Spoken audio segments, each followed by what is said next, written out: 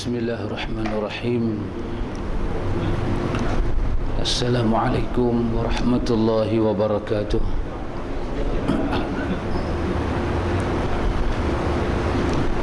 Innal hamdalillah nahmaduhu wa nasta'inuhu wa nastaghfiruh wa na'udzu billahi min shururi anfusina wa min sayyiati a'malina. من يهده الله فلا مضل له ومن يضلل فلا هادي له أشهد أن لا إله إلا الله وحده لا شريك له وأشهد أن محمدا عبده ورسوله اللهم آتنا أنفسنا تقواها وزكيها أنت خير من زكاها أنت وليها ومولاها آمين. Amma ba'du. Ikhwatul iman, ikhwatu fiddin, a'azakumullah wa uhibbukum fillah. Alhamdulillah, alhamdulillah, thumma alhamdulillah. Ikhwatul iman, kita sambung Riyadhus Salihin. Kita sampai pada muka surat 71. Muka surat 71 jilid yang kedua. Malam ini ikhwatul kiram, kita sampai di bawah bab tentang keutamaan salat. Bawah bab ini An-Nawawi rahimahullahu ta'ala, dia nak bawa kepada kita hadis-hadis. Hadis-hadis yang menjadi hadis-hadis yang agak mendasar, tunjang, supaya kita tahu salat yang kita buat itu ada kelebihan dia. Bukan dia nak menceritakan fardu salat, tidak. Dia nak menceritakan fadilat salat. Dia tidak membawa ayat yang menyatakan salat itu wajib, tidak. Dia hanya membawa ayat dan hadis tentang kelebihan salat, keutamaan salat, pahala salat, bagaimana Allah menilai orang yang salat.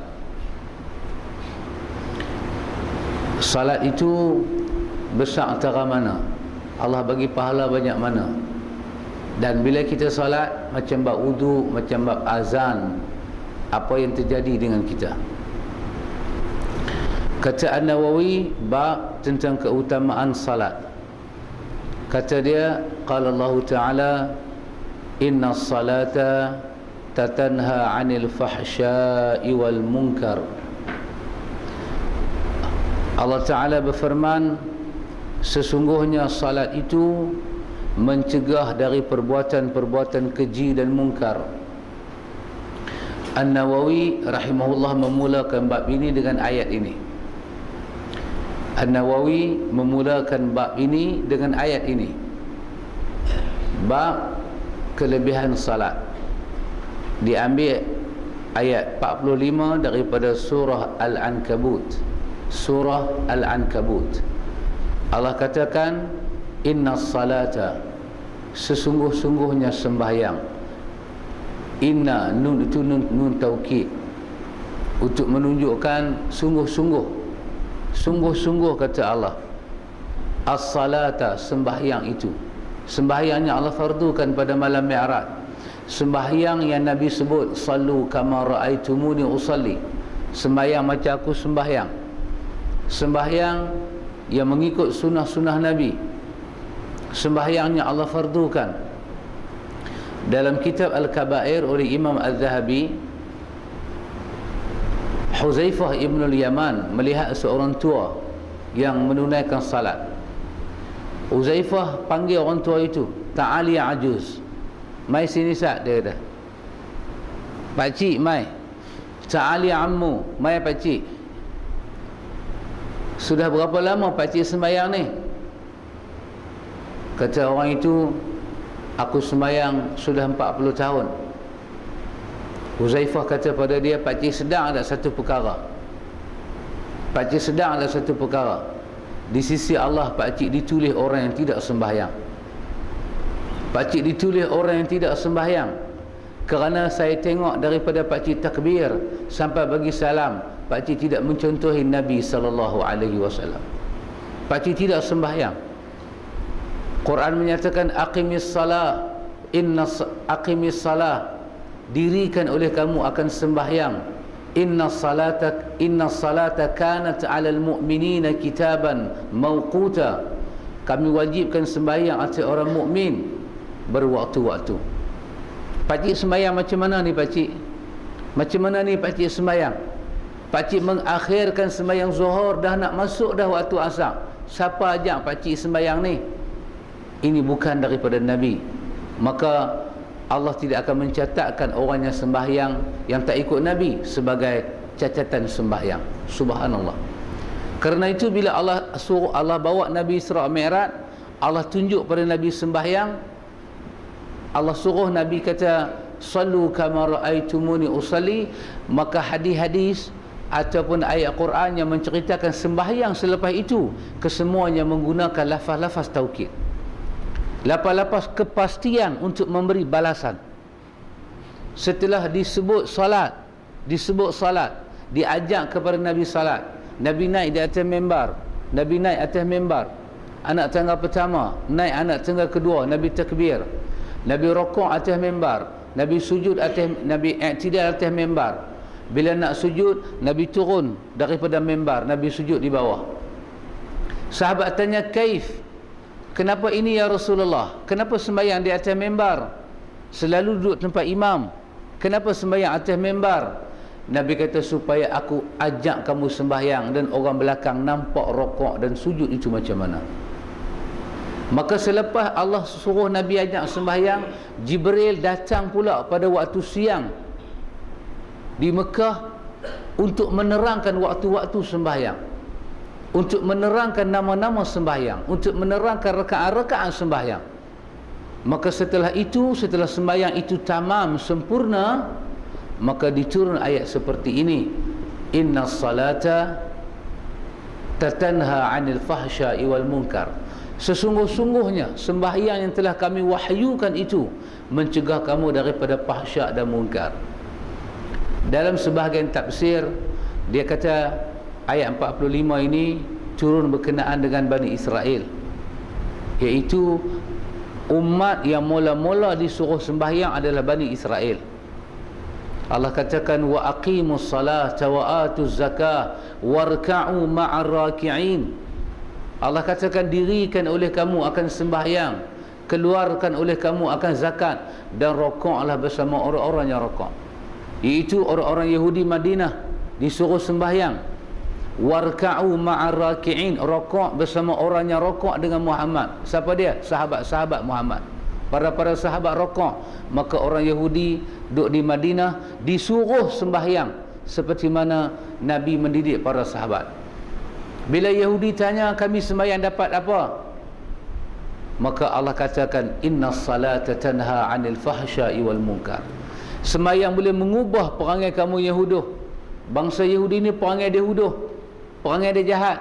Dia ubah ayat-ayat Allah, dia tambah ayat-ayat Allah, dia ubah Taurat, dia pindah kitab-kitab Injil, dia tokok, dia tambah, dia buang, ikut suka dia. Kemudian dia kata apa? Hadza min indillah, ini daripada sisi Allah. Allah kata itu fahsya, itu munkar yang kamu buat. Dirikan oleh kamu akan sembahyang. Warka'u ma'ar raki'in, rokok bersama orang-orang yang rokok.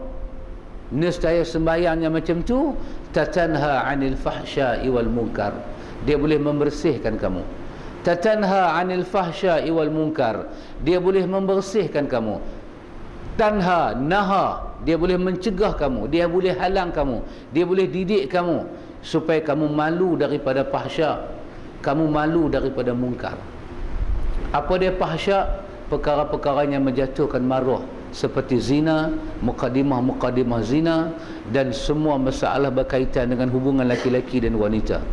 Itu memalukan, aib. Itu adalah fahsya. Kalau orang tahu kita ada buat satu benda tak senonoh dengan satu wanita, dia bukan isteri kita, dia bukan mahram kita, cerita tu tersebar akan mendatangkan malu, maka itu adalah fahsya. Itu adalah fahsya. Kalau kita tak jumpa dengan dia, kita sembang dengan dia, bahasa-bahasanya kita sembang, kalau orang lain dengar boleh menjatuhkan maruah kita. Yang tu adalah fahsya. Yang tu adalah fahsya. Lebih-lebih zina. Zina itu adalah fahsya. Innahu kana sa'at sabila. Ini zina ini kata Allah fahishatan. Innahu kana fahishatan wa sa'at sabila. Zina ini adalah fahishatan, keji, jatuh maruah, rosak nilai kamu. Kamu tak ada maruah. Wa sa'at sabila. Jalan itu jalannya sangat buruk dan sangat tak elok. Apa dia mungkar? Mungkar dosa-dosa banyak-banyak. Lain daripada fahsyat itu adalah mungkar. Berkelahi, bohong, melakukan maksiat-maksiat hak lain-lain, tidak malu, tidak hormat pada orang, itu adalah mungkar. Quran kata innas salata tanha 'anil fahsya'i wal munkar. Sesungguhnya sembahyang itu mencegah kamu. Sembahyang itu mendidik kamu. Sembahyang itu dia tarbiyah kamu. Kamu ini daripada fahsyak dan mungkar, kamu jadi malu dan keji. Kamu jadi tak seronok nak buat bila kamu sembahyang. Bila Yahudi tanya apa kelebihan sembahyang, Allah turunkan ayat ini jawab kepada mereka. Sekaligus ayat ini menceritakan fadilat salat. Fadilat salat. Jadi ikhwatul iman, mungkin jawapan ini agak tidak tepat. Kalau orang tanya kepada kita, kenapa ramai orang itu salat tetapi mungkar dia buat juga? Mungkar masih berlaku. Mungkin kita katakan jawapan yang tidak tepat tapi hampir tepat. Apa dia? Yang pertama, kenapa orang yang salat itu tidak boleh berubah? Yang pertama, kerana dia memiliki hati yang tidak mau berubah. Kerana Nabi sebut dalam hadis yang selalu kita dengar, hadis Umar Al-Khattab, innamal a'malu binniyat. Innamal a'malu binniyat. Wa innama likulli imri'in ma nawa. Manusia dapat apa yang dia niat. Kalau dia niat nak berubah, demi Allah pasti Allah ubahkan dia.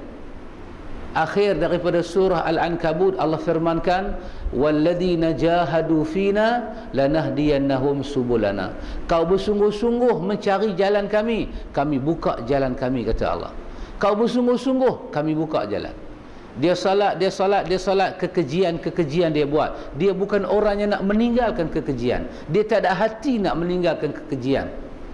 Yang kedua, kenapa dia salat juga dan dia melakukan perkara-perkara itu?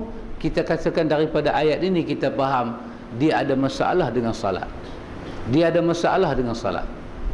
Maka dia kena semak salat yang dia buat.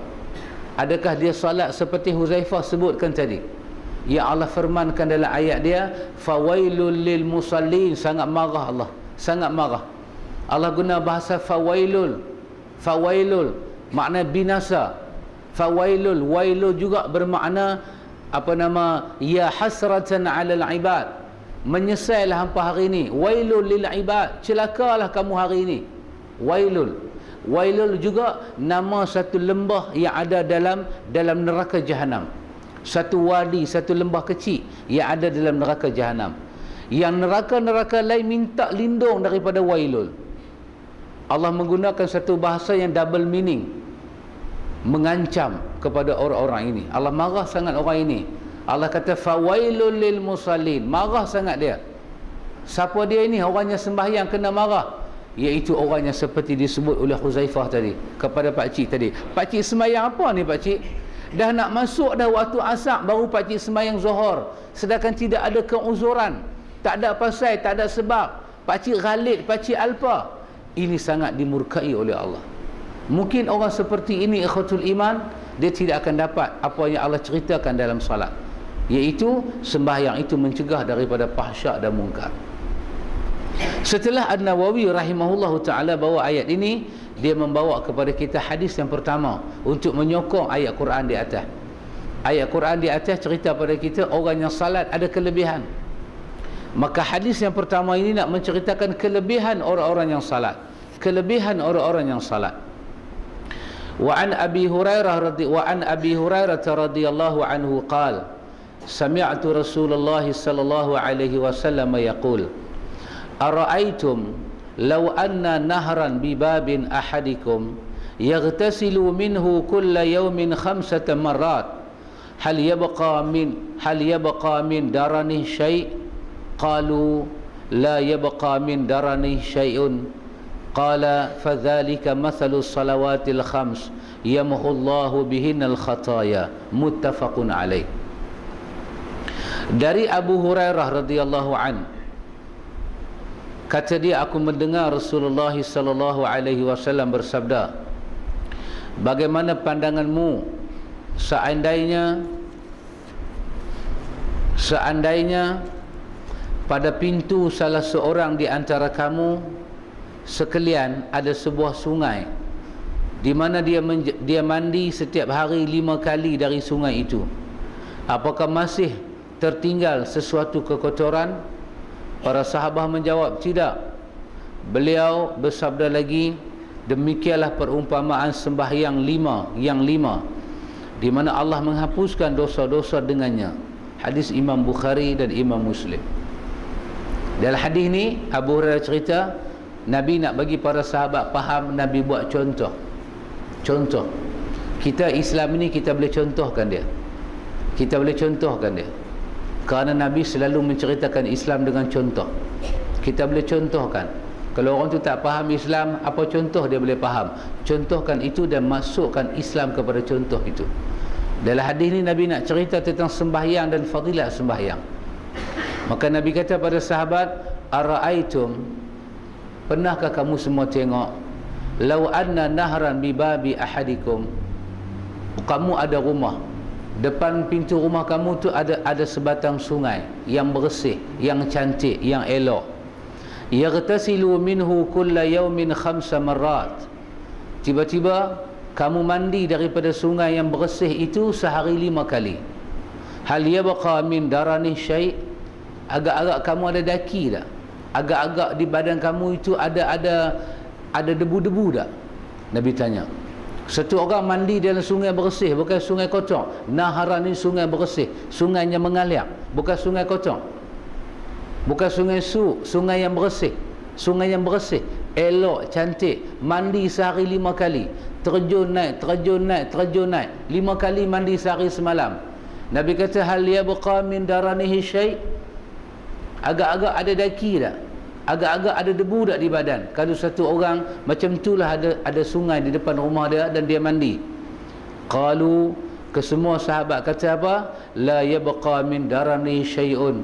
Ya Rasulullah, kalau dah mandi sehari 5 kali nak kotor kok mana bersih? Bila sahabat faham contoh itu, Nabi katakan kepada mereka, fadzalika salawatul khams. Fadzalika salawatul khams. Demikianlah sembahyang 5 waktu. Yamhullahu bihinna al-khataya. Sembahyang 5 waktu itu Allah mengampun dosa kamu sehari 5 kali. Subhanallah. Artinya ikhwatul iman, sembahyang ini apa dia? Sembahyang ini adalah kafarah minadz-dzunub. Kafarah anidz-dzunub. Dia adalah penebus kesalahan. Sembahyang itu membersihkan. Pasal dia guna air sungai. Air itu sifat dia membersihkan, taharah. Air itu taharah, dia bersih dan membersihkan. Orang yang sembahyang, orang yang bersih di hadapan Allah. Orang yang sembahyang kerana Allah, dia sembahyang kerana Allah, dia datang menghadap Allah dengan wudu. Kita dah mengaji dia bab wudu. Dia datang dengan nawaitu kepada Allah, dia dengar lafaz azan, dia bersih dengan lafaz azan, dia datang dengan jiwa yang hanif. Subhanallah. Dia datang dengan jiwa yang hanif. Apa dia jiwa yang hanif? Jiwanya ingin mengambil setiap pemberian Tuhan dia. Dia datang dengan jiwa yang bersih, jiwa yang hanif. Allah memberi, hati dia terangsang untuk mengambil. Allah melarang, jiwa dia sangat terdidik untuk meninggalkan. Ini jiwa yang hanif. Maka sembahyang membersihkan. Subhanallah. Sembahyang itu adalah membersihkan. Dia adalah taharah. Macam mana air itu membersihkan, sembahyang membersihkan.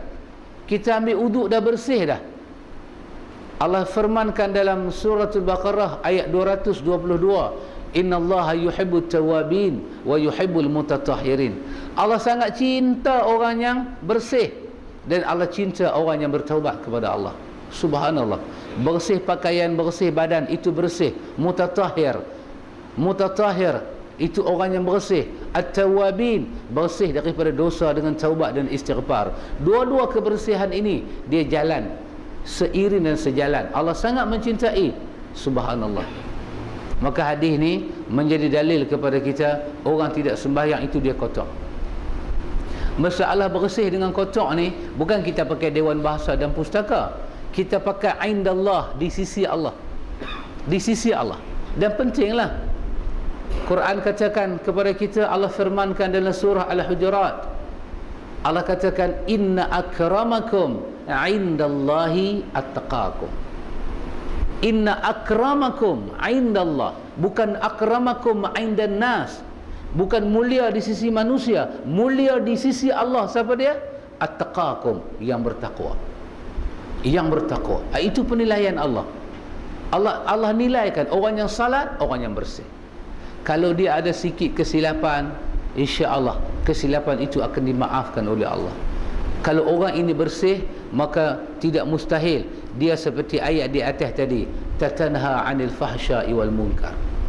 Sembahyang itu mendorong dia lagi, membawa dia lagi kepada meninggalkan fahsya dan meninggalkan munkar. Sembahyang itu dah bersih. Sembahyang itu dah bersih. Fahsya dan munkar itu kotor. Fahsya dan munkar itu benda keji dan benda kotor.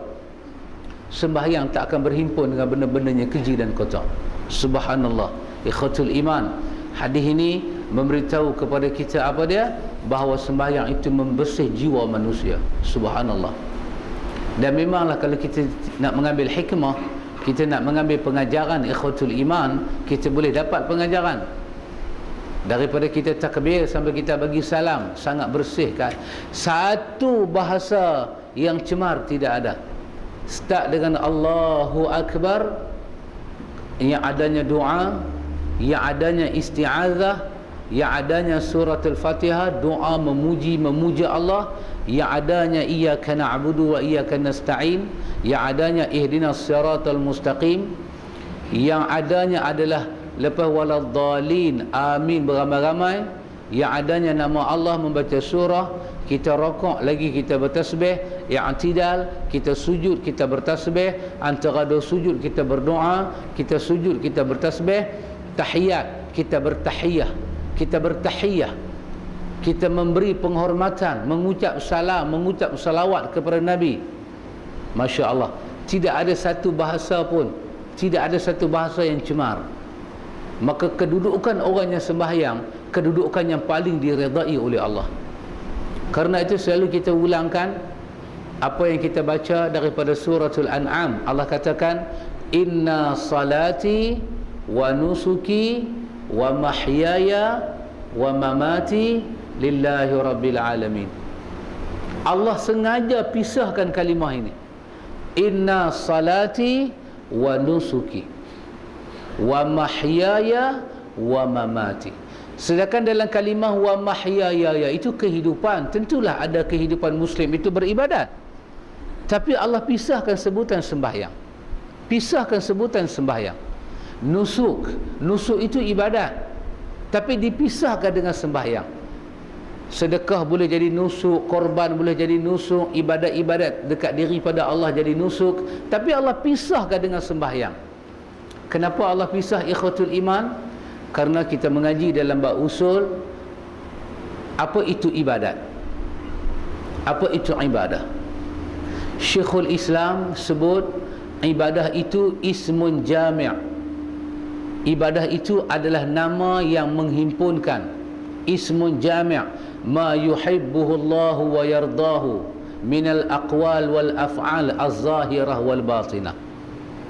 Ibadat, bila kita dijadikan untuk beribadat kepada Allah, kita dijadikan untuk beribadat kepada Allah. Apa itu ibadat?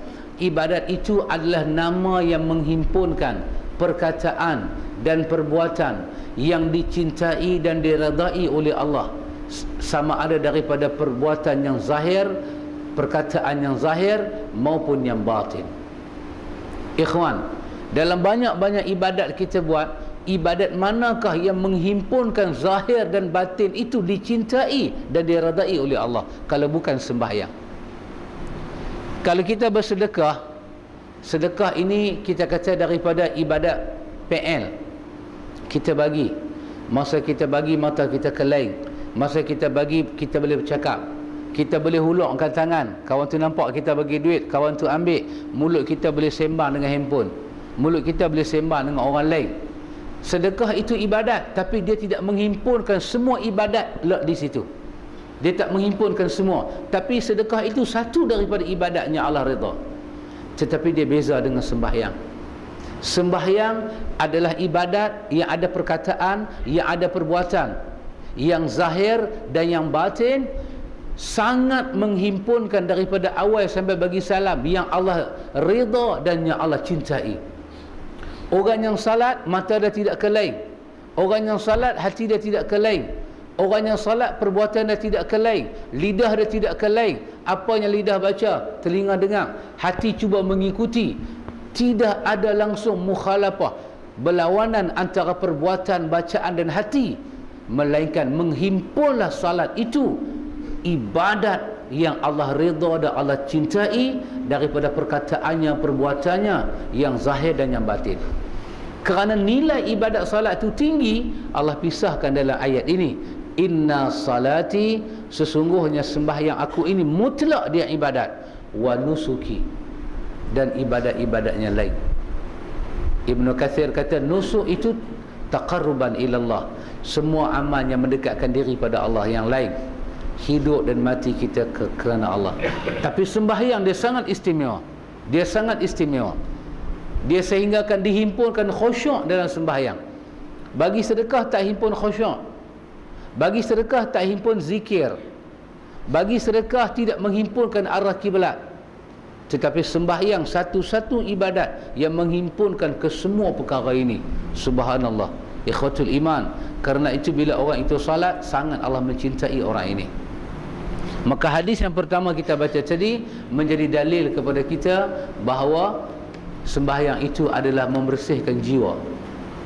Pasal itu kita kena didik jiwa kita dengan sembahyang. Kita rasa tersalah ke, tersilap ke, bangkit sembahyang malam, bangkit sembahyang malam, bangkit sembahyang malam. Dia membersihkan jiwa.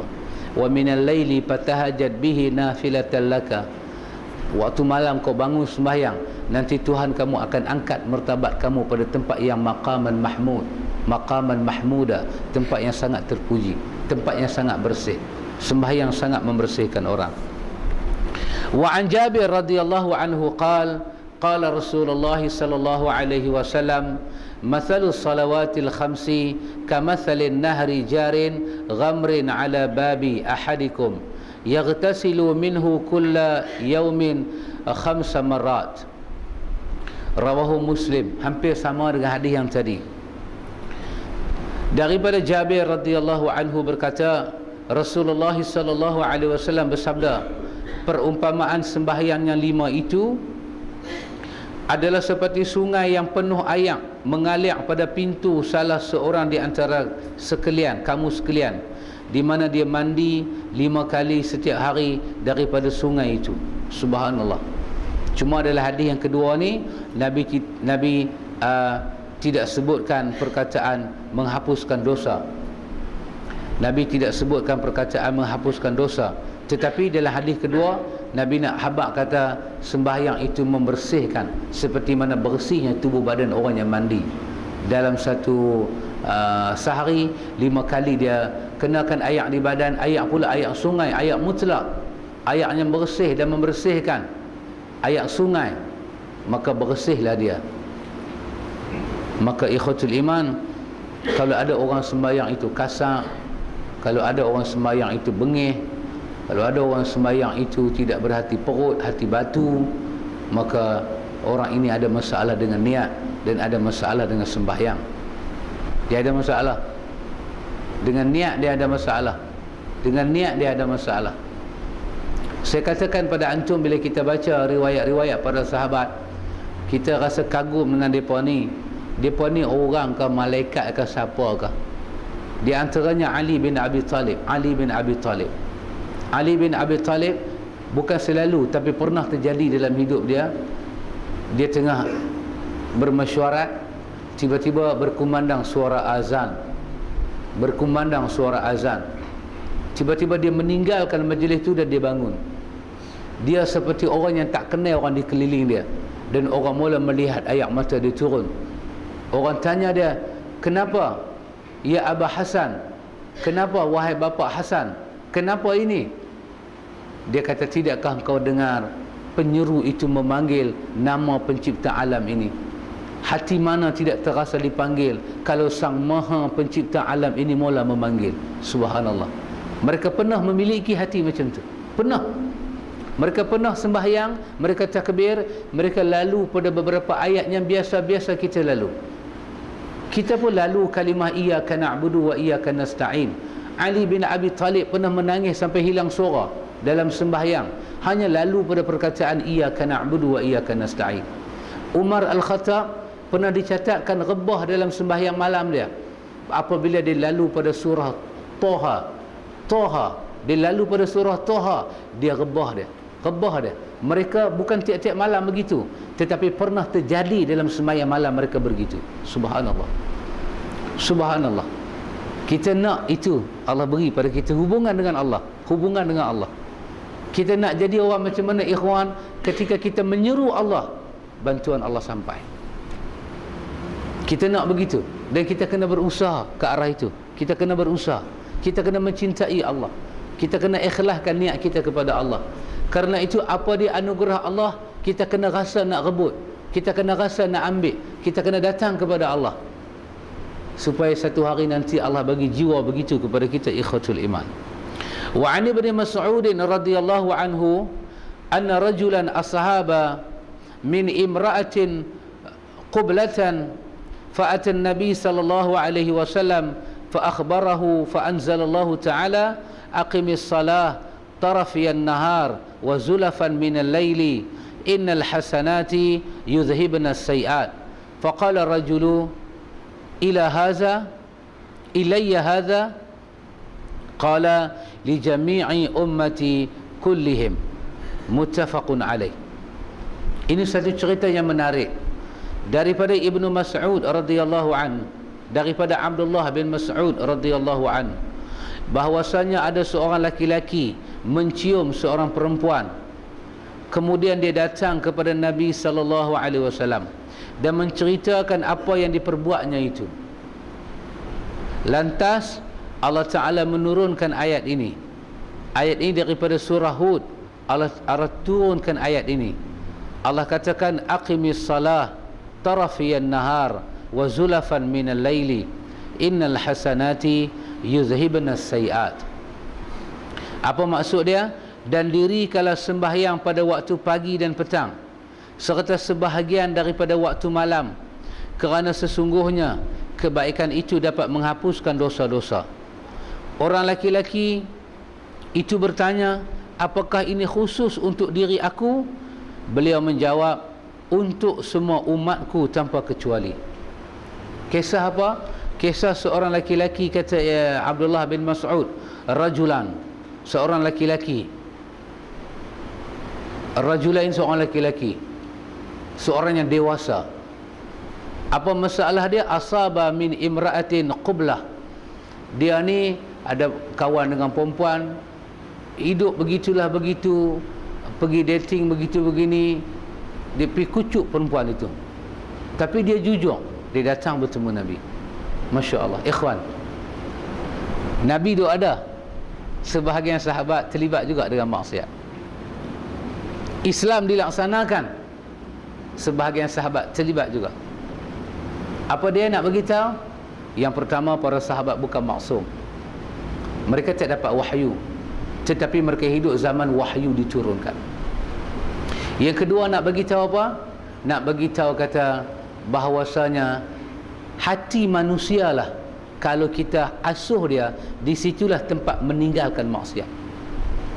Yang nak buat maksiat ini nafsu manusia, nafsu manusia. Nafsu manusia ni jahat. Akal Allah puji dalam Quran, Allah puji akal.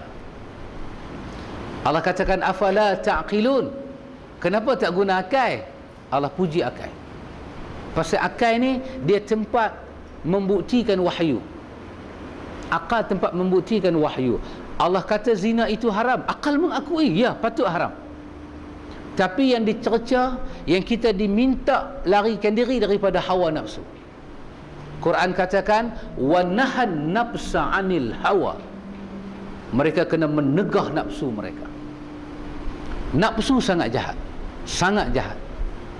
Pasal itu banyak ayat Quran menyatakan kepada kita, kamu mesti mengikut, kamu mesti wa in tuti' aktsara man fil ardi yudilluka an sabilillah. Kalau kamu ikut kebanyakan hawa nafsu manusia itu, mereka sesatkan kamu daripada jalan Allah. Nafsu kita sangat jahat. Quran kata kepada kita, innan nafsa la ammaratu bisu. Sesungguhnya nafsu kamu dia nak arah kepada benda tak elok aja. Didik dia. Didik dia, kata Allah. Subhanallah. Subhanallah. Dalam surah Taha, Allah cerita bagaimana nafsu itu dia merosakkan manusia. Nafsu. Kisah ini nak bagi tahu kepada kita apa, ikhwatul iman, walaupun sahabat duduk zaman Nabi, nafsu itu yang nak dilatih. Kalau kita kata Malaysia ni buat negara Islam pun akan ada manusia buat kesalahan. Akan ada. Bukan kerana Islam tu tak elok, bukan kerana undang-undang Allah tu tak mampu mencegah, tapi kerana manusia menurut nafsunya. Nafsu bisik kepada kita, kalau hang nak buat maksiat, hampir sorok-sorok, jangan buat terang-terang, sorok-sorok. Nafsu ni dia boleh bagi idea kepada kita. Subhanallah. Subhanallah. Sangat hebat nafsu. Nafsu kalau dilayan sampai pada peringkat dia jadikan akal sebagai kuda dia, ketika itu insan itu akan rosak. Akal dicipta tidak melawan Tuhan, dia tak lawan. Pasal itu dia akal, tempat mengingat, tempat merenung. Kita tak boleh renung dengan nafsu. Orang tua-tua Melayu kata apa? Ikut hati mati. Betul ya? Ikut hati mati. Ikut nafsu lesu, dia kata. Dia kata apa? Macam mana pukul dada, tanya nafsu. Tanya nafsu. Nafsu ni dia bijaksana dia. Dia pandai putar. Dia pandai putar. Dia pandai bagi idea. Masa saya dah ajak banduan di penjara Pulau Pinang dulu. Dulu ada, masa dulu dalam penjara tak ada kantin. Jadi keluarga-keluarga ni mai tu bawa lah apa yang banduan-banduan ni minta. Nak nasi kandang lah, macam-macam. Dia nak dadah, dia kena tegak ke dadah, dia nak dadah. Jadi mana ada dadah dalam tu? Maka masa dia mai lawat, kata nak makan apa, mak beli kecil nasi kandak, cik teringgi nak makan nasi kandak. Mak cari nasi kandak bau sotong yang ada telur sekali. Rupanya yang tu isyarat pada mak dia. Dia suruh bubuh straw tu dalam telur sotong. Ambil straw tu, picit bulan telur sotong, bulan nasi kandak, bungkus bagi. Dia telan. Saat ni malam dia pergi jamban, dia kutip balik. Dia basuh-basuh, dia kutip. Dia hisap. Warda tak tahu. Bila warda tahu, mereka berkelahi sama mereka dalam bilik, baru tahu. Baru berkacah rahsia. Pasal apa? Pasal dia makan seorang, tak bagi sikit kat member dia dalam bilik, pecah rahsia, bertumbuk pukul. Hari tu bubur dalam telur sotong yang aku tak tahu. Baru warda tahu. Bila warda tahu, dia ubah taktik. Dia minta ubat gigi, bubuh dalam ubat gigi. Ubat gigi kan warna putih. Dah benda tu straw pergi masuk dalam tu pula. Mana nak nampak, nak picit-picit. Takkan nak picit sampai habis ubat gigi tu keluar. Dia buat gosok gigi, dia picit sampai habis, dia telan. Dia pergi jamban, dia buang najis, dia ambil, dia basuh-basuh. Subhanallah. Nafsu manusia sangat dahsyat, sangat hebat. Depa ni MacGyver, depa ni dahsyat. Warda pun belajar dengan depa. Subhanallah. Last kali warda pun tak larat nak belajar dengan depa. Warda kata lah macam ni lah, macam ni, hang suruh mak hang bagi kat aku bagi kat hang bagi RM50 kat aku. Warda jadi hamba mereka. Ya, jadi sungguh. Masa saya duduk mengajar dulu, jadi sungguh. Warda yang turun pergi bagi. Polis jadi hamba penagih dadah. Polis bagi pakai handset. Berapa polis cas dekat penagih dadah? Sekali cakap 200, 150. Polis tangkap, buat dalam lokap. Dia kata nak cakap dengan mak. Boleh cakap dengan mak. Aku bagi handset aku, hang cakap dengan telefon aku. Tapi hang kena bayar 5 minit 150. Tak apa, saya bayar. Bukan dia bayar, mak dia main bayar kat polis. Jumpa belakang barek polis tu, bagi 150, habaq nombor kereta, habaq nombor polis. Jadi hamba. Nafsu. Nafsu sangat jahat. Nafsu sangat jahat. Sangat jahat nafsu ni, sangat jahat. Akal tidak jahat. Akal tidak jahat. Saya pun ingat kata akal ini jahat. Tetapi bila ayahanda beri pengetahuan pada saya, baru saya tahu. Bukan ayahanda pakidah, tidak. Ini ayahanda sunnah ni, ayahanda dibanting. Nafsu tidak jahat, akal tidak jahat. Akal tempat berfikir. Tempat berfikir adalah anugerah Allah.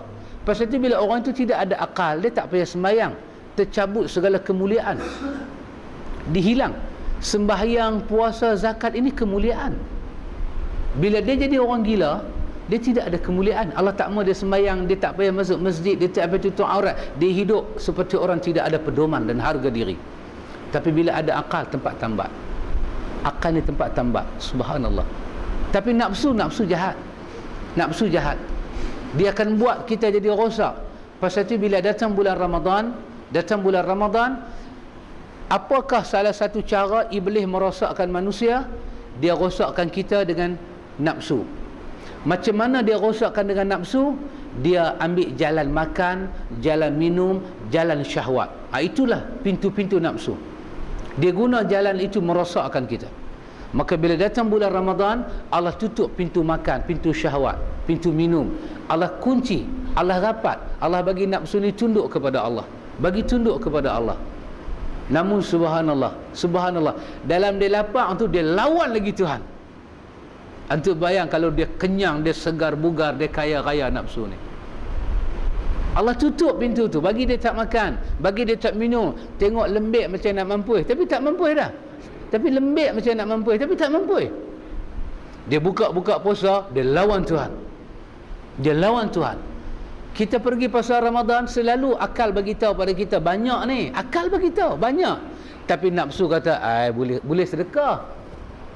Nafsu kata boleh sedekah. Akal kata larat akan makan. Akal kata larat akan makan. Nafsu kata boleh makan. Tak boleh makan buka puasa, moreh. Tak boleh moreh makan sok. Akal dia susun. Akal kata tak boleh. Besar mana perut hang ni? Akal menjawab. Akal kata mubazir kot. Bulan puasa mana mubazir? Bulan tak puasa mubazir. Nafsu jawab. Tengok akal itu betul. Akal itu betul. Akal dicipta untuk tunduk kepada Allah. Pasal itu untuk membenarkan Islam itu benar, dipakai akal, tak dipakai hawa nafsu. Pasal itu untuk mendefend agama, kita kena defend agama guna akal. Membaca ayat-ayat Allah dan hadis Nabi, akal itu diangkat untuk defend. Hawa nafsu tidak boleh defend agama. Hawa nafsu merosakkan agama. Subhanallah ikhwatul iman. Allah sangat-sangat mencintai para hamba-hamba dia. Maka dia bagi pada kita sembahyang. Pasal itu orang ini duduk zaman Nabi, terikut dia dengan hawa nafsu. Pasti terikut dengan hawa nafsu. Pasti. Maka sahabat ini dicium satu wanita. Dia menyesal. Masa dia cium wanita itu, tentulah akal habaq kat dia salah ni. Tapi nafsu kata apa? Bukan orang nampak, satgi istighfar lah. Akal. Hawa nafsu akan nampak begitu. Hawa nafsu akan begitu. Pintu taubat terbuka. Matahari tak terbit belah kiamat, dajjal tak keluar lagi. Teruskan saja. Bukan dapat peluang macam ni dah. Cium saja. Saya ingin istighfar. Akal, pasal itu bila fikir dengan akal, hati akan takut. Bila guna akal fikir, hati akan jadi kecut perut. Pasal itu bila lepas orang buat maksiat, lepas dia berzina, dia rehat sebentar, akal dia mula jalan, jiwa dia kecut, air mata dia turun, akal mula berfungsi. Bila lepas zina, tapi masa tengah zina, nafsu tutup akal dia. Nafsu tutup, nafsu nampakkan keseronokan. Habis dah dia buat kerja ni semua, terbuka akal dia, tengok kehidupan dia mula tertekan. Dia mula rasa bersalah. Dia mula rasa nak bunuh diri. Dia mula nampak mak dia, bapak dia. Dia mula nampak yang tu, dia mula nampak yang ni. Subhanallah. Tapi sahabat ini pun, kita baca ini, dia pun demikian, ikhwatul iman, demikian. Pasal itu mendidik jiwa manusia kerana Allah itu sangat penting, sangat penting. Maka dia jumpa Nabi, dia cerita kat Nabi, ya Rasulullah, ada riwayat menyebut masa dia mai tu waktu asar. Nabi kata kat dia, hal salaita hadara ma'ana, bukankah anda sembahyang asar dengan kami tadi sekali? Dia kata na'am. Nabi kata sudah pi, aku tak mendengar ada apa hang buat. Dalam riwayat ni pula kata dia datang pada Nabi, dia terang, ya Rasulullah, aku dah buat ini, macam mana?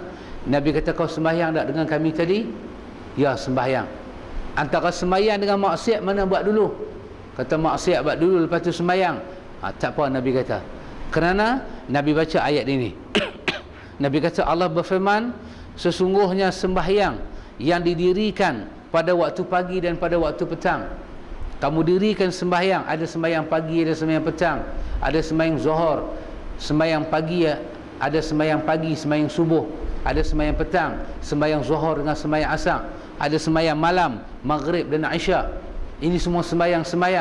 Sesungguhnya sembahyang pada waktu pagi, pada waktu petang, serta sebahagian daripada malam, sesungguhnya kebaikan itu dapat menghapuskan dosa. Sembahyang itu adalah ibu bagi segala kebaikan. Dia akan hapuskan dosa kamu.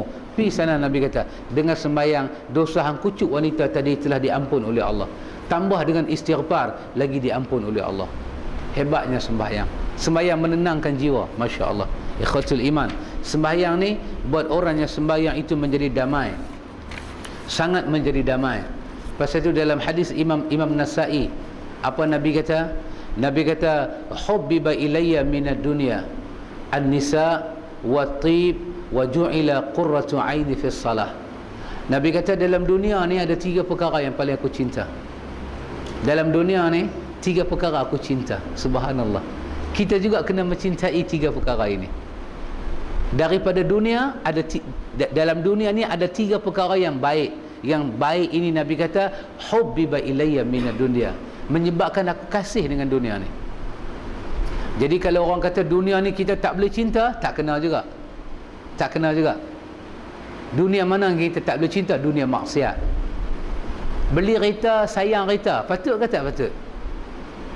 Beli kereta baru-baru, macam saya beli berabus, beli satu lagi ni. Beli berabus, letak tengah panas-panas, burung gagak mai berak, tak bopi kawah semua. Orang tanya, tuan, berabus awak tak basuh? Ini semua dunia. Tak boleh lah. Itu dunia yang mesti dicintai, mesti kita cintai. Kenapa? Semua dunia yang nama dia khair, kebaikan, adalah daripada Allah. Mari kita tengok dunia macam mana sampai Nabi cintai dunia ini. Nabi cintai, Nabi kasih dengan dunia ni. Masya Allah. Nabi kata apa? Hubbiba ilayya minad dunya, cinta aku dalam dunia ni 3 perkara. Pertama, Nabi cinta siapa? Nabi kata an-nisa, wanita. Allahu Akbar. Aku cinta mar'atu salihah, wanita yang salihah. Bukan semua wanita. Ada wanita tidak boleh dicintai. Wanita yang beranak sehari dengan boya ni tak patut dicintai. Tapi wanita yang mar'atu salihah, Nabi kata apa dia? Ad-dunya mata' wa khairu mata'iha al-mar'atu salihah. Dunia ini tempat seronok, Nabi kata. Pasal itu orang duduk dalam dunia kalau tak seronok tak boleh. Dia kena ada diskotik, kelab malam, kalabu malami, naik kelab ni semua kena ada. Kena ada. Pasal apa? Dunia ni mata', tempat seronok. Tapi ingat Nabi kata, wa khairu mata'iha, tahu tak dalam dunia tempat apa yang paling seronok? Mar'atu salihah, wanita yang salihah. Itulah wanita yang paling baik. Kamu tengok dan kamu seronok. Tasurun nazirin, mata kamu tengok dia, hati kamu jadi tenang. Ini dunia yang aku cintai, Nabi kata. Subhanallah. Jadi kalau ada orang kata saya tak mau kahwin, tidak boleh. Yang sudah kahwin pun nak kahwin lagi, tambah yang tak mau kahwin. Kan? Kan ada orang tua-tua cerita, ini bukan hadis Bukhari, hadis orang tua-tua. Mungkin nama haji orang tua-tua tu nama dia Haji Bukhari, bukan Rawahul Bukhari. Depa kata, dia bela pak dia tua. Pak dia ni ada dusun derian. Dusun derian ni pula derian apa anghe punya derian hak merah tu. Derian anghe ni kita tak ada makan, dia berayak dulu. Oh dahsyat ni.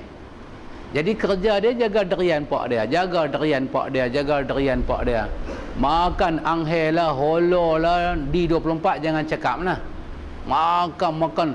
Pak dia tanya dia, dalam dunia ni apa yang sedap? Dia kata derian.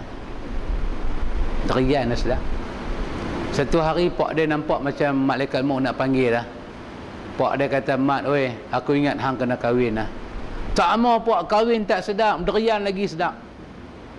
Mat, hang kena kahwin, aku nak mati dah. Tak mau pak, kahwin tak sedap, derian lagi sedap. Pak dia pun guna vita power, wali mujbir. Paksa dia kahwin. Habis dia kahwin seminggu, dia panggil bulldozer, langgak habis pokok derian. Bapak penipu, derian tak sedap, kahwin lagi sedap, dia kata. Subhanallah. Ini bukan hadis Bukhari, hadis Haji Bukhari. Ya betul, Nabi kata al-mar'atu salihah. Wanita yang baik itu wanita yang mana? Nabi kata wanita yang baik itu yang pertama sekali tasurrun nadhirin. Kamu tengok pada akhlak dia, kamu seronok. Nabi kata dia senyum, dia ramah, dia tak hina, dia tak bengih, dia tak sombong dengan orang. Tasurrun nadhirin. Masya-Allah. Iza ata'ahu, bila kamu kata apa-apa pada dia, dia taat apa kamu, yang tidak maksiat. Wanita salihah bukan wanita yang bodoh, tidak. Ada orang mensifatkan wanita salihah ini wanita bodoh. Laki suruh buang tudung, buang tudung. Laki kata jangan sembahyang, tak sembahyang. Itu bukan wanita salihah. Itu wanita tak mengerti agama. Mungkin nama dia salihah saja, dia bukan salihah. Mar'atu salihah, wanita yang baik. Salih bahasa Arab bermakna baik. Wanita yang ada akhlak, keluarga yang baik, keturunan yang baik, dididik dengan ajaran agama yang baik. Ini Nabi kata Nabi, hubbiba ilayya minad dunya an-nisa. Dalam surah Ali Imran Allah firmankan, Allah kata zuyina lin-nasi hubbus syahawati minan nisa. Kami hiasi dunia ini kecintaan kepada wanita. Subhanallah. Subhanallah. Maka orang yang pertama cinta wanita adalah orang lelaki. Wanita mencintai wanita, betul. Memang betul, itu sifat kelembutan. Tetapi yang paling tinggi mencintai wanita adalah kaum lelaki. Kenapa? Zuyina lin-nasi hubbus syahawat minan nisa. Dihiaskan kepada an-nas, manusia, kecintaan pada wanita. Allahu akbar. Kecintaan pada wanita. Kalau ada orang lelaki berkenan pada wanita, itu betul, itu tidak salah. Itu tidak salah. Kita tak boleh kata apa hang berkenan ke anak orang. Mestilah anak orang, takkan anak beruang, anak gajah, anak landak. Mestilah anak orang. Cuma jangan berkenan kat bini orang, jangan berkenan kat tunang orang. Itu tidak boleh. Dan mesti menjaga batas-batas beragama. Nak pinang anak orang, silakan pinang. Perasaan itu dibubuh oleh Allah, dibubuh oleh Allah. Pasal itu selalu saya katakan, Allah beri pada manusia ini perasaan. Pasal itu tidak dikatakan dihiasi wanita kecintaan pada wanita, tidak. Tapi dihiasi laki-laki cinta pada wanita. Allah buat wanita, Allah buat laki-laki. Allah buat nafsu, Allah buat akal. Allah buat syariat kahwin. Allah bagi laki-laki kahwin sampai 4. Subhanallah. Kenapa? Tak boleh dinafikan. Hubbus syahwat. Hubbus syahwat. Dia ni gatai. Bukan gatai, gatai campur sikit. Tapi bukan gatai sepenuhnya. Hubbus syahwat. Katalah orang baik-baik mencintai wanita baik-baik. Apa kita nak kata? Laki baik, dia mencintai wanita yang baik. Wahai dia ada bini dah. Ini contoh sahaja. Macam mana? Ambil macam kawan-kawan kita duk mengaji, tengok sahabat kita sikit punya baik dia. Dia mengaji pun dia tunduk, dia tak peduli dah ustaz cakap apa, dia tunduk. Alhamdulillah. Kita tengok dia, kita berkenan. Katalah dia ada isteri tapi dia belum berpunya. Katalah dia ada isteri. Tiba-tiba dia mencintai seorang wanita mai kuliah macam ni, dia tengok dia berkenan. Dia laki-laki baik, muslimat, wanita yang baik. Adakah kita nak kata dia gatai? Tak nampak macam gatai. Ustaz nampak gatai lagi. Dia tak nampak gatai. Dia nampak warak, zuhud dah. Masya Allah, ikhwatul iman, ikhwatul iman. Karena itu Quran ada 2 perkara yang mesti kita tahu apabila Quran bercakap tentang wanita ini, yang pertama Quran bangkitkan kalimah hubbus syahwat. Hub satu, syahwat satu. Hubbus syahwat, kecintaan syahwat kepada wanita. Tapi kalimah hub diletak awal daripada syahwat. Subhanallah. Tak boleh dinafikan. Tak boleh dinafikan. Yang kedua, Quran kata apa?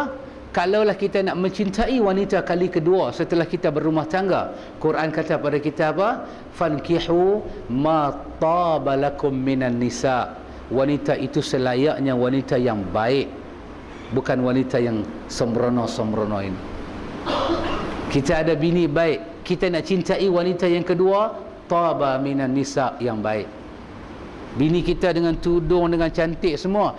Yang nombor dua kita pergi kenal siapa dia? Kita pergi kenal naik kelab punya perempuan, Kalabu Malami punya tempat. Tidak boleh. Dia tidak lebih baik daripada isteri kita. Mungkin dia akan baik pada masa yang akan datang, mungkin, mungkin tidak. Maka ambil yang pasti. Apa dia yang pasti? Taba lakum minan nisa. Wanita yang baik-baik depan kamu ini banyak. Kalau hati kamu mencintai mereka, itu sesuatu yang fitrah. Tapi kalau kamu cinta perempuan hak lok-lak ni semua ni, perempuan-perempuan yang tak tahu agama, perempuan-perempuan yang kelabu asap ni semua, itu bukan fitrah. Itu should be wrong somewhere. Orang baik mencintai orang baik, itu bukan fitnah, itu agama. Itu agama. Orang baik mencintai orang baik adalah agama. Yang terbaliknya, orang baik membenci orang baik, mencintai orang fasik. Ini should be wrong somewhere. Ada tak kena ni? Somewhere. Somewhere tu kira tak kena lah. Ada yang tak kena. Subhanallah. Ikhwatul iman. Nabi suka dengan wanita. Nabi tengok wanita mai semayang, Nabi tahan. Dalam hadis Ummu Salamah, Nabi tengok wanita mai semayang, Nabi tahan laki-laki, jangan keluar, bagi depa keluar dulu. Jangan kacau depa, bagi depa keluar dulu. Subhanallah. Nabi tengok wanita pergi sembahyang raya, Nabi kata bagi laluan pada mereka, bagi mereka pergi, bagi mereka pergi. Subhanallah. Nabi seronok tengok wanita-wanita yang mukmin. Yang kedua, Nabi kata apa? Dalam dunia ni apa yang aku suka? Nabi kata watibu. Watibu. Apa dia? Wangi-wangi. Aku suka pakai wangi-wangi. Subhanallah. Pakailah perfume ni pakai. Wangi-wangi. Wangi-wangi ni sunnah Nabi, pakai-pakai. Pagi cantik-cantik sikit. Wangi-wangi sikit. Nak main salat, nak pergi kerja, Nabi suka. Nabi suka wangi. Dan yang ketiga, Nabi kata apa? Perkara yang paling aku suka, wa ju'ila qurratu aini fi salah, iaitu sembahyang. Allah jadikan sejuk mata aku bila aku ada masalah, aku sembahyang, sejuk mata aku, tenteram hati aku. Nabi kata bila aku salat, aku rokok, aku puji Allah, aku agung Allah, aku menangis di hadapan Allah. Maka Nabi kata ju'ila qurratu aini fi salah, mata aku sejuk bila aku sembahyang. Qurratu aini, hati aku jadi damai, tenang bila aku sembahyang, aku menghadap kepada Allah. Tiga itu ikhwatul iman adalah sunnah Nabi kita Muhammad sallallahu alaihi wasallam. Ikhwatul iman, kita habiskan dua hadis ni saja. Wa an Abi Hurairah radhiyallahu anhu anna Rasulullah sallallahu alaihi wasallam qala as-salawatul khamsu wal jum'atu ila al-jum'ati kaffaratun lima bainahunna ma lam tughshal kaba'ir, rawahu Muslim. Dari Abu Hurairah radhiyallahu anhu bahwasanya Rasulullah sallallahu alaihi wasallam bersabda, salat yang 5, Jumaat yang 1 hingga Jumaat berikutnya adalah kafarah, penebus atas dosa-dosa yang diperbuatnya di antara waktu itu selama dijauhi dosa-dosa besar. Hadis Imam Muslim. Kita sembahyang 5 waktu. Kita sembahyang 5 waktu. Tutup dengan Isyak. Isyak nak jumpa pula subuh besok. In between itu adalah kita bersih di hadapan Allah. Dengan syarat in between itu kita tidak buat dosa besar. Tidak minum arak, tidak berjudi, tidak sihir, tidak membunuh, tidak derhaka mak bapak, tidak bercakap bohong, tidak jadi saksi bohong, tidak buat perkara-perkara yang mungkar, yang dosa besar. Sekadar dosa-dosa kecil akan diampun oleh Allah. Daripada habis waktu Isyak sampai nak habis Isyak besok pula, sembahyang 5 waktu, kesembahyang 5 waktu, penebus sehari hidup kita di hadapan Allah. Antum cuba fikir, Rasa saya lah, kok mana orang yang sembahyang ni nak berdosa, kecuali dia yang pergi cari dosa baru. Hari tu dia ambil uduk, bersih, dia dengar azan, dia jawab azan, dia baca doa, hebat dia. Lepas tu dia sembahyang, macam mandi di sungai 5 kali, habis dosa semua. Lepas tu hadis ni pula, sembahyang 5 waktu. Sembahyang 5 waktu itu adalah kafarah, adalah penebus dosa, seperti mana Jumaat ke Jumaat. Kita ada sembahyang Jumaat minggu sudah, nak pergi Jumaat depan, seminggu tu, tengah-tengah seminggu tu, orang kata baina usbu', tengah-tengah seminggu tu, kalau tak buat dosa besar, seluruhnya keampunan Allah. Ditambah pula dengan 3 hari, jadi 10 hari. Subhanallah, subhanallah, bersih. Tapi orang yang tawaduk, tetapi bersih orang yang mukmin, bersih orang yang berjiwa bersih. Subhanallah. Begitulah sembahyang Nabi cerita kepada kita. Wa an Uthman bin Affan radhiyallahu anhu qala sami'tu Rasulullah sallallahu alaihi wasallam yaqul ma min imri'in muslim tahduruhu salatun maktubatun fayuhsina wudu'aha wa khushu'aha wa ruku'aha illa tu'ta kabiratun wa dhalika ad-dahra kullah. Rawahu Muslim. Hak ni lagi dahsyat, daripada Uthman bin Affan radhiyallahu an berkata, aku mendengar Rasulullah sallallahu alaihi wasallam bersabda, setiap orang Islam yang apabila masuk salat fardu tiba, kemudian menyempurnakan wudu dan khusyuk di dalam salatnya, kemudian salatnya itu menjadi kafarah, penebus atas dosa-dosa yang diperbuat sebelumnya selama tidak melakukan dosa besar. Demikian itu untuk sepanjang masa. Nabi kata apa dia? Ma min imri'in muslim, satu orang Islam, dia ini tahduruhu salatul maktubah, dia ini satu orang yang hadir sembahyang wajib. Dia hadir sembahyang wajib. Macam mana dia sembahyang wajib?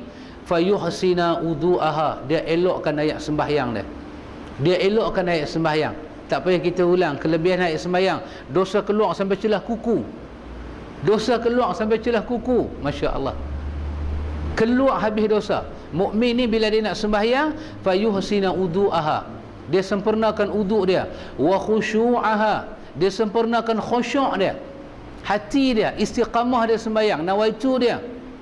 Khusyuk ni bukan saja berkenaan dengan macam kita kata khusyuk tu khusyuk, tapi khusyuk juga berkenaan dengan hati. Kerana apa dia sembahyang? Untuk apa dia sembahyang? Dia datang nak menghadap Allah. Dia datang nak menghadap Allah, bukan kerana something, bukan kerana YB turun, member parlimen turun, bukan kerana ada gotong royong, tak ada, bukan pasal Pak Mentua mai bercuti seminggu rumah dia, Pak Mentua kata jom pergi sembahyang. Dia memang tak pernah sembahyang dah, Pak Mentua kata jom pergi. Dia masuk pagar, dia terus tala ke jamban. Dia ingat masjid, terus masuk ke jamban. Pasal pintu nampak luas, dia kata awak jamban, silap rupanya. Subhanallah. Ini orang yang bukan khusyuk. Kata Imam Al-Ghazali, khusyuk itu bukan saja dilihat dalam sembahyang, tapi khusyuk sebelum sembahyang. Khusyuk bawa hati. Apa makna khusyuk? Tunduk, hati yang tunduk kepada Allah. Subhanallah, mesti khusyuk kepada Allah.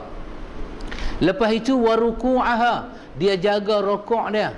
Elok. Dia tidak seperti ayam patuk padi. Dia rukuk bangkit saja tanpa dia tomak ninah. Ada orang rukuk seperti ayam mematuk padi, terhingguk-hingguk kepala dia. Tidak, dia membetulkan rukuk dia dengan baik. Nabi kata, illa, melainkan kalau macam itulah cara dia sembahyang, kanat kafarah, sembahyang itu adalah penebus dosa. Dosa yang mana? Qablaha minadz-dzunub, dosa yang dah dia buat. Malam tu'ta kabirah, selama mana dia tak buat dosa besar. Wa dzalika ad-dahra kullah, sepanjang masa begitulah sembahyang. Sepanjang masa begitulah sifat sembahyang. Sentiasalah orang sembahyang zuhur nak tunggu asar, dia di dalam pengampun dosa oleh Allah. Allah dah ampun dosa dia. Masuk waktu asar, daripada lohor, habis semai lohor sampai nak api asar, dia tak buat dosa besar, dia tak fitnah orang, dia tidak mengiyakan fitnah orang. Kebanyakan kaum muslimin dia tak fitnah orang, tapi dia mengiyakan berita fitnah, itu dosa besar. Syahadatu zur, saksi bohong, saksi bohong, itu adalah dosa besar. Nabi kata, ala unabbiukum bi akbaril kabair. Maukah aku cerita dosa besar itu apa dia? Abi Bakrah kata dalam hadis Bukhari, dalam hadis Tirmizi, ya, nak dengar. Nabi kata al-isyraku billah, syirik kepada Allah itu dosa besar. Pakai tangkai, pakai azimat, pakai minyak itu, pakai minyak ini, subhanallah, subhanallah. Hindarkan, hindarkan. Pakai minyak pengasih bunyi pun, nak bagi orang kasih pada dia. Perangai itu punya kotor, tapi buat minyak pengasih. Maki orang merata, tapi pakai minyak pengasih. Tengok orang tak kasih-kasih. Bukan salah minyak, salah mulut. Mulut dia salah. Dia suka hina orang, siapa nak suka ke dia? Dia suka maki orang, siapa nak suka ke dia? Nabi kata jangan terlibat dengan syirik. Apalagi dosa besar, Nabi kata uququl walidain, derhaka mak bapak. Masya-Allah. Derhaka mak bapak. Allah Allah Allah. Ada satu ayat dalam Quran, Allah katakan kepada kita apa dia? Allah itu sangat mengetahui apa yang ada dalam hati kamu, walaupun kamu telajak dengan mak bapak kamu. Wallahu a'lamu ma fi nufusikum. Allah tahu dalam hati kamu, kamu tak nak derhaka, tapi kerana kamu letih, kamu tak larat, kamu terderhaka.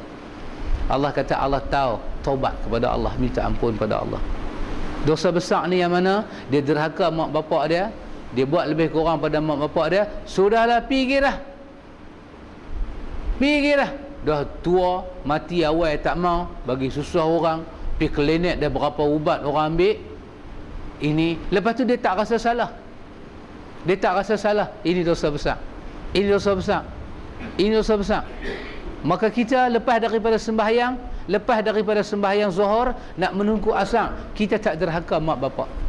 Kita tak derhaka mak bapak. Masya Allah. Sabar ini ikhwatul iman. Allah Allah. Nabi kata apa dia? Nabi kata wasabru diyaun. Sabar tu dia macam benda yang membakar, panas. Ya, nak sabar. Kita kawan kata, tempat kerja kata kita sabar, mak ayah kata sekali, kita baling cawan retak. Bukan cawan kaca, cawan besi retak. Marah, marah. Mak ni apalah, hentak kaki, gelang kaki dia pakai tu retak tengah 2,000. Marah, hempah kaki, jalan macam gedembai. Tak cukup hempah kaki, baling cawan, hempah pintu, ensen terkeluar. Subhanallah. Punya tak sabar dengan mak ayah. Hari tu dalam perut dia lah kita duduk. Hari tu dalam perut dia lah kita minum air. Hari tu dalam perut dia lah kita ambil segala-gala. Bila kita dah besar, dia tegur kita sikit, kita jadi macam tu. Subhanallah. Kerana itu ikhwatul iman, semua kita ni ada mak bapak. Pasal itu kita kena minta ampun pada Allah. Hari-hari yang kita lalui ini, mak bapak kita kadang-kadang ada di dalam kubur, kadang-kadang ada tak mana-mana. Inilah doa yang anak kena panjat kepada Allah. Anak kena panjat kepada Allah, mak bapak dia. Kerana itu Nabi sebut lepas daripada syirik kepada Allah, dosa mak bapak. Tak terbalas kita. Duduk dalam perut dia, air susu dia itu kita minum. Kita minum air susu dia. Tangan dia lah yang tatang kita, yang basuh kecil berak kita. Tangan itulah yang suap makan ke kita. Tangan itulah yang pilih baju hari raya bagi kita pakai. Bila kita dah besar, tangan itulah pi hantar kad kahwin ke orang pasal anak dia nak kahwin. Subhanallah. Tak boleh kita lupakan. Nabi kata apa? Nabi kata mak bapak ini, kalau kita derhaka dia, sembahyang zuhur ke asar tidak akan menebus dosa. Subhanallah. Tak tebus dosa kita, tak tebus dosa kita. Allah tak akan tebus dosa. Habis-habis sembahyang zuhur kita angkat tinggi suara. Kecuali Quran kata apa? Aku dalam kes apa? Kita tak sengaja terangkat suara tinggi. Lepas tu kita istighfar. Astaghfirullahalazim. Kadang mak bapak kita ni pekak. Dia pekak daripada asal. Masa kita kecil pun dia pekak dah. Kita kata mak, orang panggil kenuri, dia baca inna lillahi wa inna raji'un. Dia ingat ada orang mati. Mak bukan orang mati, orang panggil kenuri. Sekali tak dengar suara kita kena naik suara kita, rumah sebelah dengar, dia kata kat kita, hang sejak besar duk cerekah kat aku nah. Bukan cerekah, cakap pelan, mak tak dengar. Hang ingat aku pekak ke? Dia marah kita. Dia marah. Hak tu tak sengaja, hak tu tak sengaja. Hak tu memang tak boleh buat apa. Tetapi kita bercakap dengan pandai baran. Kita bercakap, mak tak tahu ke orang letih mak? Orang tak ada kerja lain ke nak buat? Nak layan mak aja. Ini mesti beristighfar. Mesti beristighfar. Tidak boleh begitu. Mesti beristighfar. Kadang-kadang kita terlajak. Bila kita terlajak, astaghfirullahalazim, kena pi ke dia, kena minta maaf ke dia. Dia masih hidup, kena minta maaf ke dia. Kenapa? Sembahyang kita ni tergantung, ikhwatul iman. Tergantung. Maka kerana itu Nabi pesan kepada kita jangan buat dosa besar. Buat dosa besar, sembahyang tak boleh membersihkan. Dalam hadis Bukhari daripada Abu Hurairah, Nabi kata apa? Nabi kata ijtanibu sab'al mubiqat. Jauhilah 7 dosa yang merosakkan. Ijtabi'u sab'al mubiqat. Ada 7 dosa besar kamu kena hindar, Nabi kata. Syirik kepada Allah, melakukan sihir, Nabi kata, hindarkan.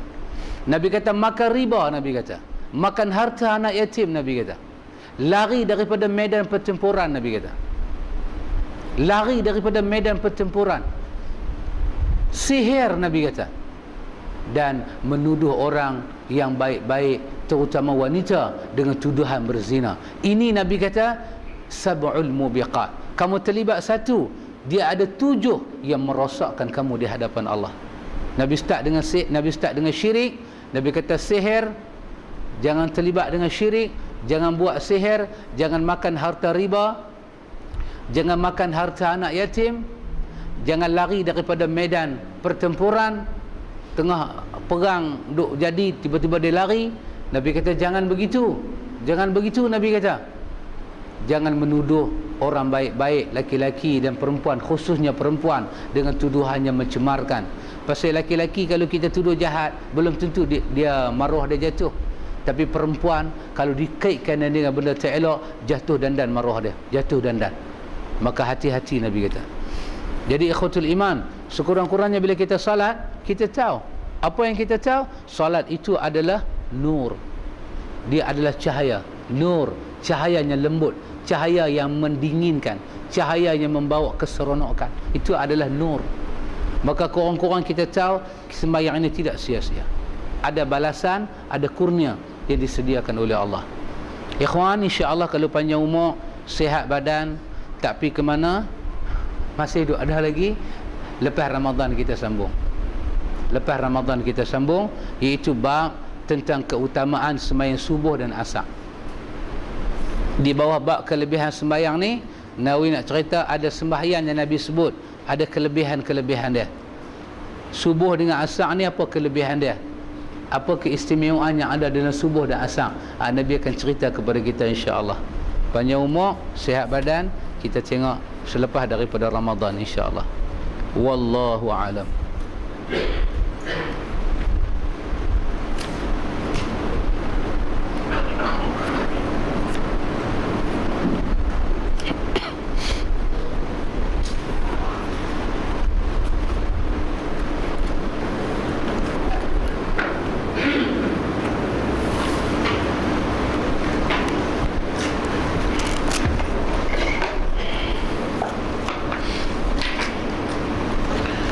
سبحانك اللهم وبحمدك أشهد أن لا إله إلا أنت أستغفرك وأتوب إليك.